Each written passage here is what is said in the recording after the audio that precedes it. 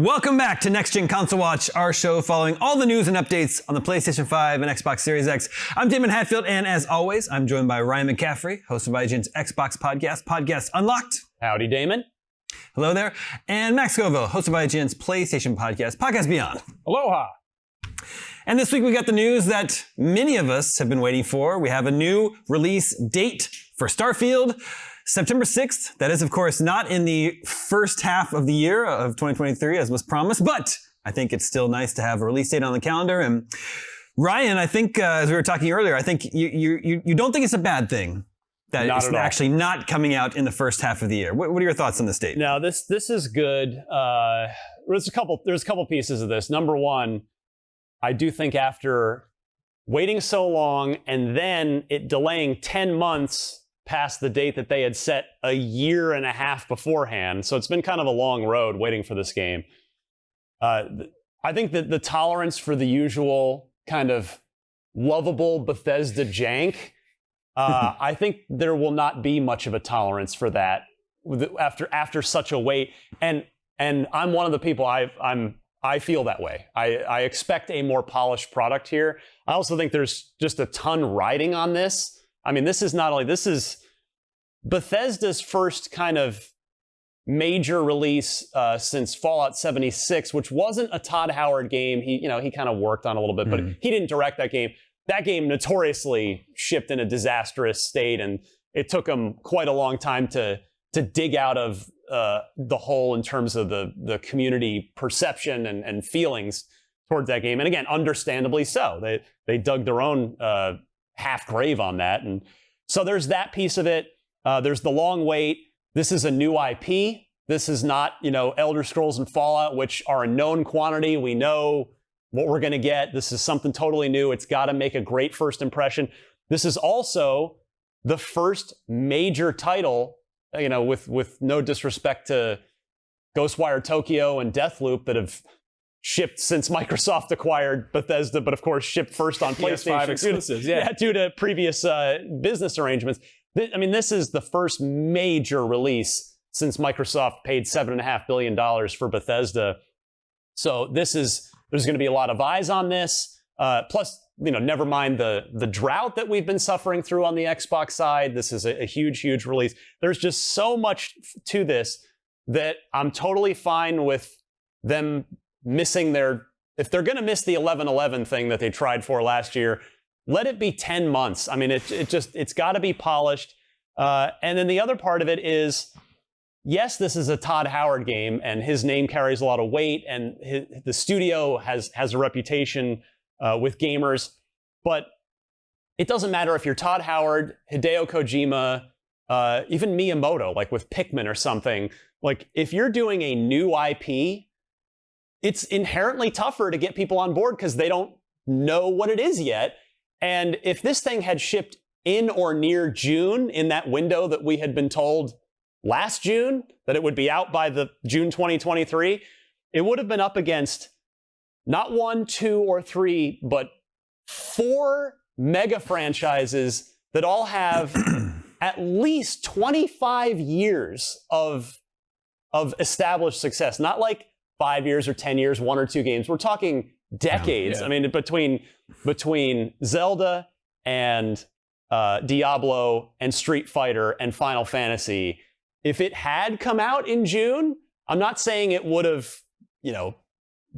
been a bad game. Obviously not. It has nothing to do with it. It's just, it doesn't matter if it's Todd Howard or anybody else. That would have just been a real uphill battle to try and get people's attention against those 4 hugely established known quantities. So September lets them, they're the first major game to plant their flag in the ground for the fall. I mean, I know we're going to mention Spider-Man 2.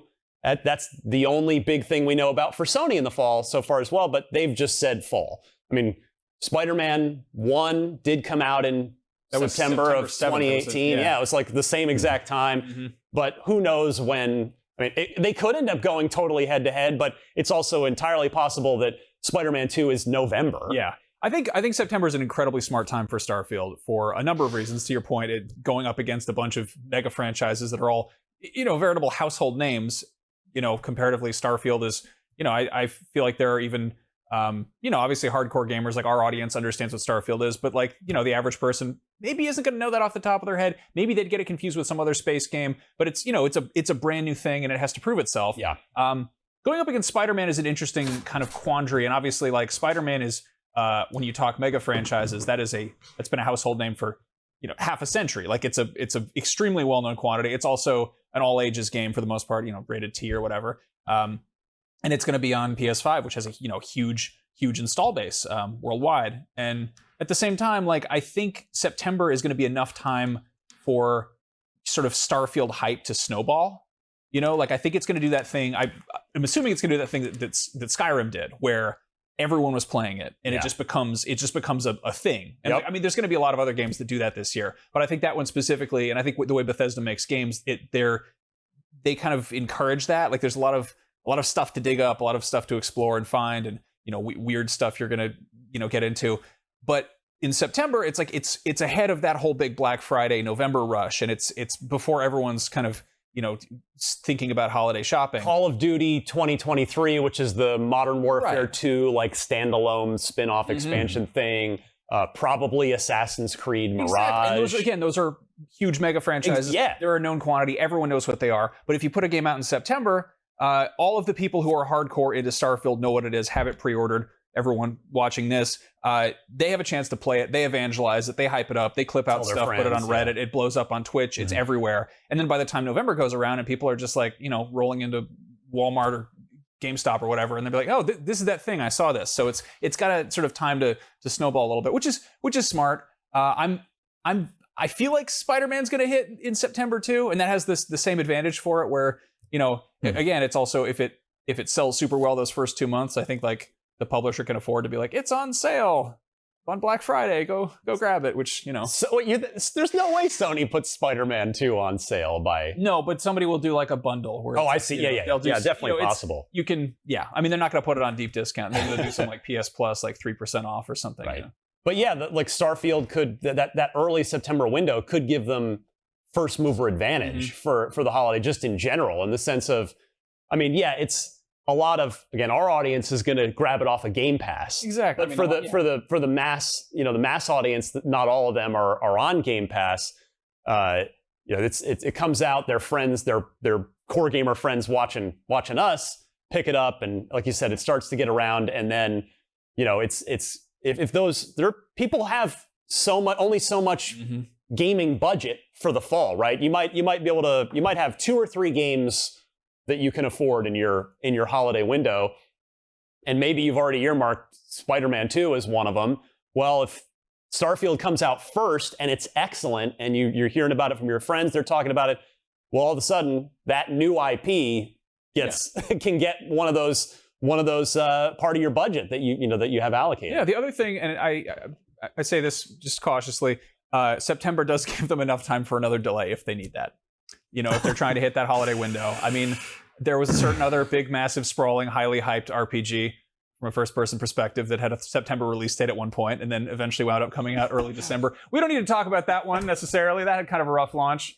Talking about Cyberpunk, but I mean, that's to your point about polish. I think that's an interesting point. Starfield really needs to stick the landing, because there's that Bethesda jank, which I think we've all kind of come to know and love, and then also get a little bit sick of. And I think Fallout 76 really kind of pushed it too far. Yep. When you're getting like, I mean, when the merch is janky too, when it's like the canvas tote bag is actually nylon and people are doing class action lawsuits, that's a bit of a quandary. Well, and it's just, we've seen, I think gamers are just sick of paying $70 for half-broken games in general, as they should be. They have every right to expect a polished experience. Yeah, and it's one thing for, I think when it was sort of under Bethesda, it was like, oh, Bethesda, you rascals. But this is a Microsoft first-party game. That's right. Now, and that's got to have that. And also, this is a totally weird nitpick, but I feel like you can expect a little bit of like rough around the edges in a nuclear post-apocalypse or like a medieval frozen wasteland. But when it's deep space, if your thing isn't working, you're dead. Like, the spaceship has to run. Yeah,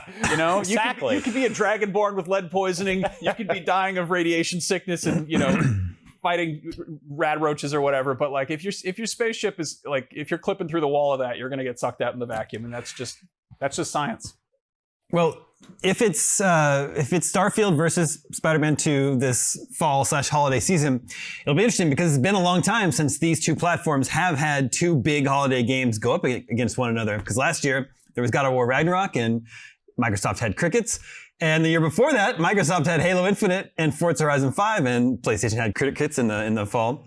So it's just been a while, and now we can't even measure these games on the same terms because they have completely different business models. Xbox is going to be, Starfield launches into Game Pass. Everyone who's already paying their monthly Game Pass subscription. It's going to do huge on PC. It's going to be a big PC game, and Spider-Man 2 will come to PC in like 3 years, probably. Yeah. So I don't know. What do you think? Spider-Man is definitely a more of a known quantity. Ryan, how are we going to sort of compare the success of these two games? Just look at player count and hope that Microsoft shares these numbers? Spider-Man 2 is going to outsell everything this fall. I think maybe up to and including Call of Duty, since it's sort of a expansion pack, but not. I mean, Spider-Man 2 is going to be an absolute juggernaut. Insomniac's track record suggests like you have every reason to be optimistic. They're also, of course, apples and oranges. One's a superhero, action adventure game set in New York. The other one's a sci-fi space epic. But Spider-Man 2 is just going to win every sales metric there is. But for Microsoft, it's just about it's about getting a big game out there and bringing more people into Game Pass and successfully starting a new IP, which I think we've talked about it on here before. Maybe it was on Unlocked because we do a lot of shows around here. But Microsoft, the last legitimately successful new IP from Microsoft, it's been a long damn time. We maybe could go back to Gears of War in 2006. They've tried stuff, but Microsoft, whenever the actual game is, somebody in the comments will be like, well, what about this? And I'll say, okay, yeah, I guess in the spur of the moment, talking as we record this, I forgot that. Killer instinct. But the fact is, it's been a while. I don't think anybody would discount the fact that it's been a long time since Microsoft's had a successful new IP, whereas Sony, you can go back to just a couple games ago to Horizon Forbidden West. That's a huge new thing for them. But it's not about raw sales quite as much for Microsoft as it is repairing their reputation and giving people a reason to subscribe to and sustain their Game Pass subscription. But yeah, Damon, I don't know if you want to talk about the rest of the fall. I think we might have a decent idea of what it looks like, at least on the Microsoft side now. Yeah, lay out sort of your vision of the roadmap. Unfortunately, the fall is mostly stuff that we were expecting for the spring. Because I think there's a very good chance the fall goes September, Starfield, October, Forza Motorsport, and November, either of, depending which one might be ready, and it's also possible that neither one of them are ready. I don't have any grand insight into this, but I think November could be Stalker 2 or Hellblade 2. Those two seem like, Stalker 2, they had previously guided 2022. That didn't happen. So are they going to need more than an additional year? Maybe, because the incredible humans that are working on that game are dealing with literally unprecedented circumstances as they try to fight off an actual invasion in their country. So nobody's going to groan or bat an eyelash if they need to dip into 2024 with Stalker 2. But it will have been, if an extra year is sufficient for Stalker 2, that could very well land as their big November game. Now, question: do you think there's a chance that Microsoft has some surprises in store that actually hit this year? Because the last year, the whole thing they did with the summer showcase was this is what's coming out between now and the first half of next year. It was a very kind of clear window, and a few things slipped through the cracks, and that's understandable. But do you think they're going to do any of that thing where it's here they announced the showcase for June 11th, announced and then shipped in the same 6 months later? Yeah, that would be nice to see. I think that really does. I don't know. Yeah. Yeah, it's also something that they've they did that with Hi-Fi Rush like 20 minutes ago. Like, Sure. Maybe not something of the scale of like Starfield per se, but like it would be kind of cool if they just had a few surprise things to toss out there for the holidays. It doesn't seem likely for this year. And I only say that because we already know so much of what's out there for them. And a lot of the stuff we know about, the Avoweds, the Fables, the Outer Worlds 2s, that stuff is all Gear 6, all further out. So this year seems like not the year for something like that. I'd love to be wrong. I'd be delighted to have something. I like this is like a massive video game. You're like, what about? Is there anything we haven't heard about? Any surprises? Compulsion Games is out there as one studio Microsoft has acquired that we still don't know what they're doing. That's one of the cards they have not shown yet.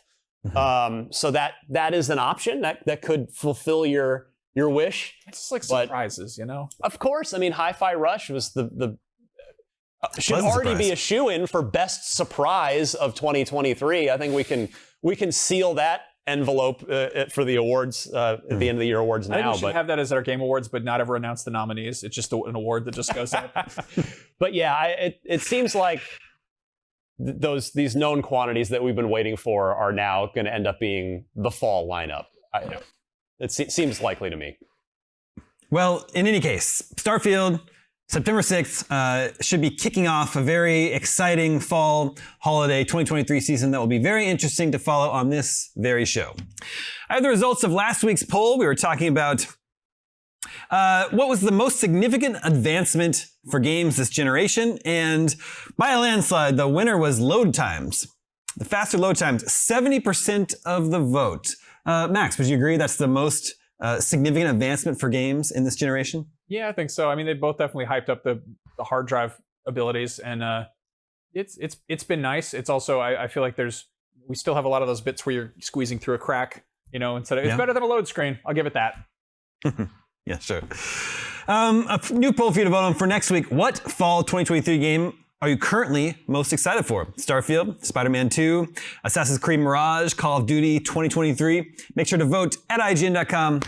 We'll share the results with you next episode. And that's going to do it for this edition of Next Gen Console Watch. Thank you to both Max and Ryan. Thank you to everyone working behind the scenes in our LA and San Francisco studios to make this episode possible. My name is Damon. We'll be back next week with more PlayStation 5 and Xbox Series X news. We'll see you then.